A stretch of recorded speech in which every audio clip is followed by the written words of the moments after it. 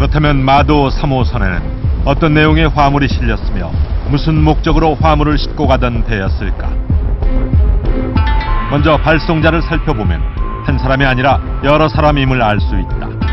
별예, 차지호, 차지승동정오, 사자선제. 과연 이들은 어떤 사람들일까? 승동정이라는 것은 이제 동정직이라는 하나의 산직을 받은 향리층으로 생각을 하기 때문에 한 부류는 향리층으로 생각을 할 수 있고요. 이 혈례나 혹은 아니면 사자선제는 같은 의미로 생각을 합니다. 그러니까 그런 사람들은 이 향리보다는 그 지위가 떨어지는 그런 관리층은 아니고 향리보다 아래층에 있는 그런 어떻게 보면 선적 일을 맡았던 그런 사람들로 생각을 할 수가 있습니다.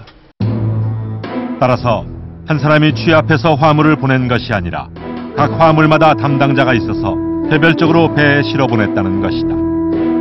만약 관선의 성격을 띈 조은선이라면 화물을 선적한 뒤 목간에 장이라는 글자를 적어놓도록 되어 있었다. 해당 군현의 향리가 배에 물건을 싣는 것을 총괄했다는 표시였다. 하지만 마도 3호선에서 발굴된 목간 37점, 그 어디에도 장이라는 글자는 찾아볼 수 없었다. 조창의 관리들이 적재라든가 발선을 다 이렇게 관리했기 때문에 만약에 조창에서 출발했던 조은선이라고 한다면은 당연히 조은에 있었던 관리가 어떤 정도 책임을 가지고 있다라고 하는 것을 목간상에 표기를 해야 되겠죠. 현재로서는 이게 목간상에 조창의 관리라든가 조창과 각 지방 간의 관계라든가 수치자와의 관계를 보여주는 기록이 목간상에서는 확인되지 않고 있는 점이 좀 아쉽습니다. 마도 3호선이 조은선이라고 보기 힘든 근거는 또 다른 데서도 찾아볼 수 있다. 동국 이상국집에 따르면 1000칸이나 되는 창고를 지어 전국 각지에서 거둬들인 곡식과 곡물을 보관했다는 것이다. 하지만 마도 3호선의 수취인들을 살펴보면 대부분 개인으로 택상, 즉 댁에 올린다고 되어 있다. 따라서 국가에 바치는 공납용이 아님을 알 수 있다. 그렇다면 이들 화물은 유통을 목적으로 주문된 물품일까?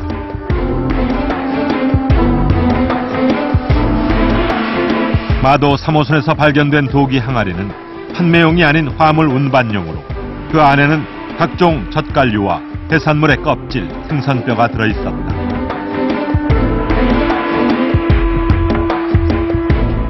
하지만 개인에게 보내지는 화물의 양은 보통 젓갈류의 경우 한 항아리,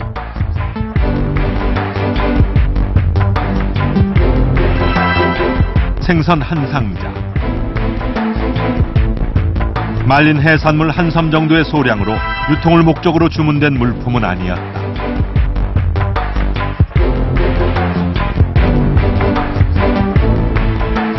그런데 화물의 수취인들을 살펴보는 과정에서 이상한 점을 발견할 수 있었다.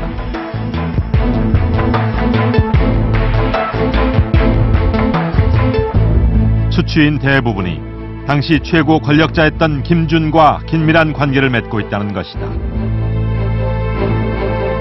원나라의 사신으로 보낼 정도로 신복이었던 신윤화와 그의 두터운 신임 아래 인사권을 가졌던 유천우, 그리고 김준의 세 아들 중 한 사람인 김시랑, 기대랑은 김준이 제거됐을 당시 측근 세력으로 유배에 보내진 인물이었다.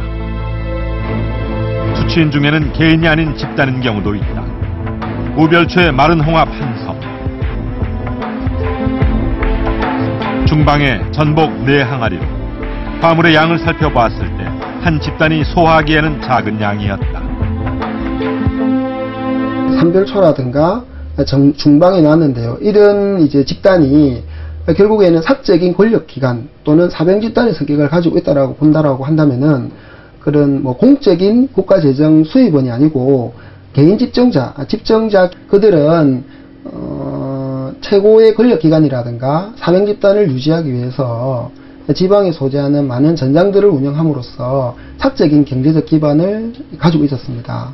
제가 봤을 때는 마도 3호선 같은 경우에는 김준과 그들의 결탁되어 있는 세력의 개인적인 요구에 의해서 발생되어진 배로 추정이 되고요. 이를